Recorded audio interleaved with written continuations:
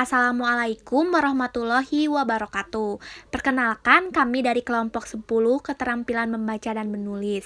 Di sini, kelompok kami akan membahas tentang pengembangan kemampuan menulis di SD dan perkembangan tulisan siswa di SD. Saya Rayhan Lestari dengan NPM 2050600051. Perkenalkan, nama saya Daendriani dengan NPM 2050656. Assalamualaikum warahmatullahi wabarakatuh. Perkenalkan, saya Sophia Ramatila Izati, NPM 2050673. Baik, di sini saya akan menjelaskan tentang pengertian menulis. Secara umum, pengertian menulis adalah menuangkan gagasan, ide, dan pendapat dalam sebuah tulisan. Pembelajaran menulis jika dikaitkan dengan proses pendidikan secara makro termasuk salah satu komponen yang sengaja disiapkan dan dilaksanakan oleh pendidik untuk menghasilkan perubahan tingkah laku sesudah kegiatan pembelajaran dilaksanakan. Perubahan tingkah laku dalam pembelajaran menulis merupakan hasil pengaruh kemampuan berpikir, berbuat, dan merasakan perihal apa yang disampaikan sebagai bahan pembelajaran menulis. Selanjutnya, saya akan menjelaskan tentang pengembangan kemampuan menulis di sekolah dasar. Pengajaran menulis di sekolah dasar diharapkan dapat membekali siswa dengan kemampuan menulis yang baik. Pelaksanaan pengajaran menulis di sekolah dasar, terutama di kelas 1 dan 2, tidak dapat dipisahkan dari membaca permulaan. Walaupun membaca dan menulis merupakan dua kemampuan yang berbeda.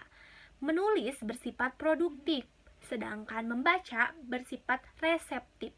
Kemampuan menulis tidak diperoleh secara alamiah, tetapi melalui proses belajar mengajar. Saya akan menjelaskan tentang menulis di kelas 1 SD. Pengajaran menulis di kelas 1 SD dapat dilakukan dengan beberapa langkah dan cara diantaranya sebagai berikut. 1. Pengenalan huruf. Dalam pengenalan ini, siswa disuruh memperhatikan benar-benar bentuk tulisan dan pelafalannya, baik tulisan cetak huruf lepas maupun tegak bersambung.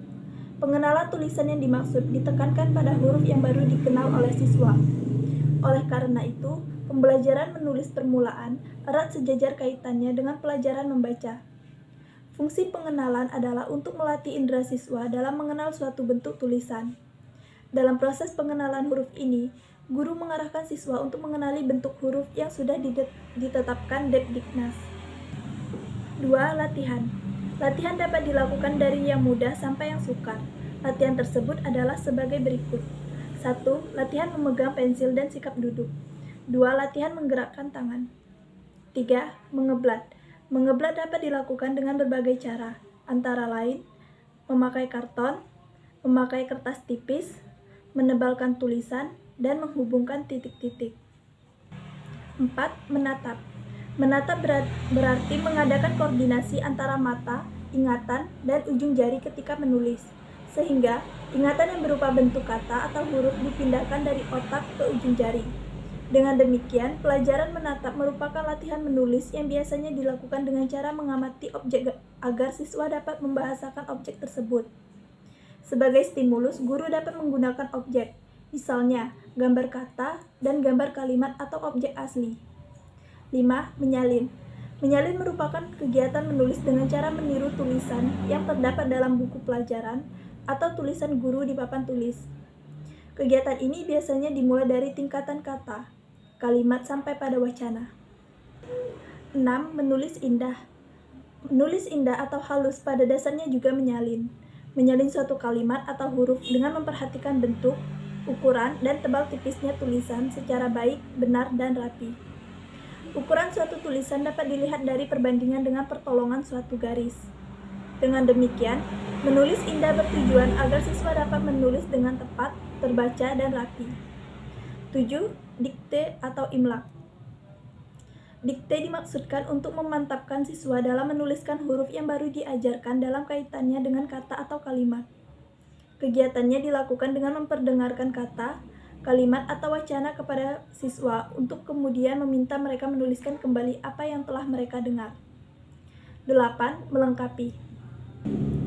Ada beberapa cara dalam pengajaran menulis yang dilakukan melalui kegiatan melengkapi. Cara-cara tersebut dari yang paling mudah sampai sukar. Melengkapi dapat dilakukan dengan langkah-langkah sebagai berikut. 1. Melengkapi dengan huruf. 2. Melengkapi dengan suku kata. 3. Melengkapi dengan kata. 4. Melengkapi dengan cara mengisi titik-titik dengan kata-kata yang sesuai sehingga menjadi kalimat yang benar. 9. Menulis nama. Menulis nama merupakan tugas yang diberikan kepada siswa untuk menuliskan nama-nama benda, orang, jalan, dan sebagainya yang terdapat di lingkungan sekitar mereka atau yang terdapat dalam gambar. 10. Mengarang sederhana. Latihan mengarang sederhana cukup dimulai dari 3-5 baris kalimat. Hal yang dipentingkan adalah anak dapat menuliskan buah pikirannya, dapat mengorganisasikan antara ingatan, pengalaman, dan tulisan. Menulis di kelas 2 dan 3 SD. Pengajaran menulis di kelas 2 dan 3 SD dapat dilakukan melalui beberapa langkah dan cara, diantaranya sebagai berikut. 1. Pengenalan. Pada taraf pengenalan ini, guru hendaknya memperhatikan benar-benar tulisan yang hendak dikenalkan kepada anak, terutama huruf yang belum pernah dikenalkan. 2. Menyalin. Pembelajaran menyalin di kelas 2 dan 3 dapat dilakukan dengan alternatif berikut. 1. Menjiplak, yaitu menyalin tulisan di papan tulis ke dalam buku latihan sesuai dengan bunyi bacaan tersebut. 2. Menyalin dari tulisan cetak ke tulisan sambung atau sebaliknya. 3. Menyalin dari huruf kecil menjadi huruf besar pada huruf pertama kata awal kalimat. 4. Menyalin dengan cara melengkapi, yakni dengan cara melengkapi dengan tanda baca dan melengkapi dengan kata. 3. Menulis halus atau indah.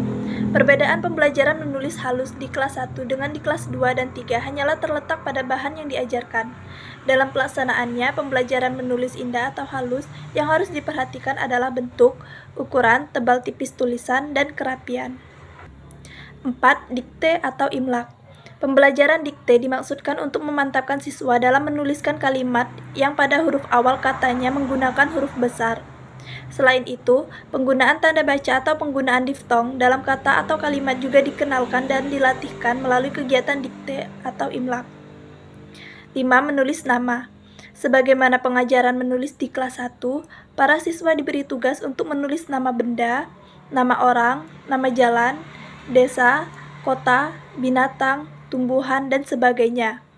Perbedaannya, kalau di kelas 1 masih menggunakan huruf kecil, maka di kelas 2 dan 3 siswa sudah menggunakan huruf besar pada huruf pertama kata awal kalimat. Latihan ini merupakan latihan dasar mengarang. 6. Mengarang sederhana. Pelajaran mengarang di kelas 2 dan 3 diberikan dalam bentuk mengarang sederhana cukup 5-10 baris. Dalam mengarang ini digunakan rangsangan visual berupa gambar. Selanjutnya, siswa diminta menyusun cerita sesuai dengan gambar tersebut. Selain dengan rangsang visual, dapat juga dengan meminta siswa menuliskan pengalamannya sendiri. Cerita dari bangun tidur sampai akan berangkat ke sekolah atau dalam perjalanan menuju sekolah dan sebagainya. Dalam mengarang sederhana di kelas 2 dan 3, kerapian, ketepatan ejaan, dan isi karangan ditekankan kepada siswa untuk diperhatikan. Selanjutnya, saya akan menjelaskan tentang menulis di kelas lanjut, yaitu kelas 4 sampai kelas 6 sekolah dasar. Pengajaran menulis lanjut berisikan kegiatan-kegiatan berbahasa tulis yang lazim digunakan dalam kehidupan sehari-hari pada umumnya dan bidang pekerjaan pada khususnya. Pembelajaran menulis lanjut di sekolah dasar menekankan pemelatihan penulis berbagai bentuk tulisan, misalnya surat, prosa, puisi, pidato, naskah drama, laporan, naskah berita, pengumuman, iklan, cara menulis ringkasan, dan mengisi formulir. Pembelajaran menulis di kelas lanjut dapat dilakukan diantaranya melalui beberapa teknik berikut. Yang pertama, ada kegiatan menulis berdasarkan rangsangan visual.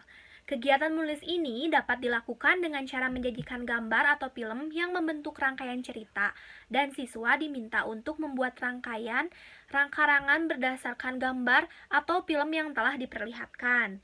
Yang kedua, ada kegiatan menulis berdasarkan rangsangan suara.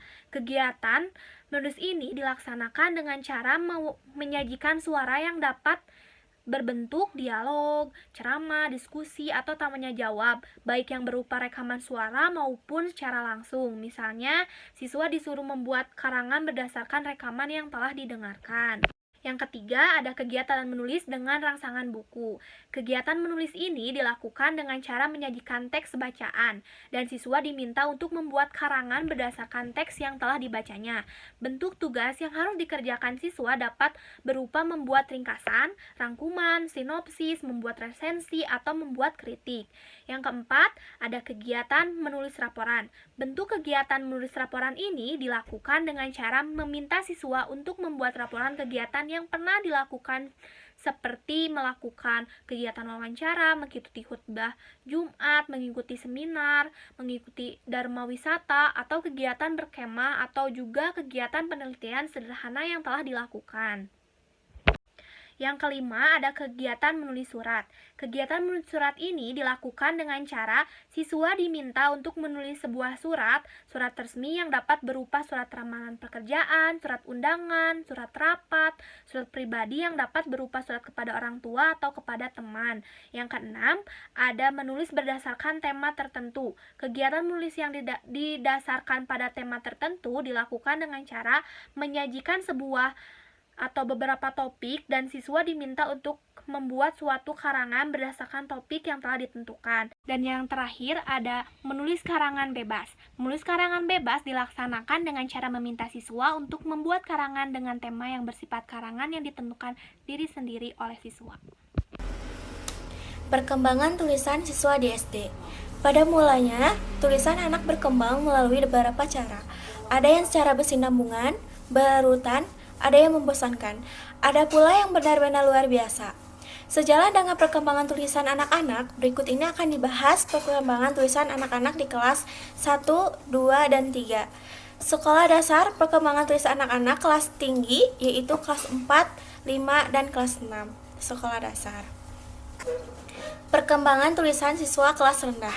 Perkembangan tulisan anak-anak setelah masuk di kelas 1 dan 2 sekolah dasar banyak bergantung dengan kreativitas guru. Oleh karena itu, guru diharapkan membekali dirinya dengan kemampuan menulis. Perkembangan tulisan siswa di kelas tinggi.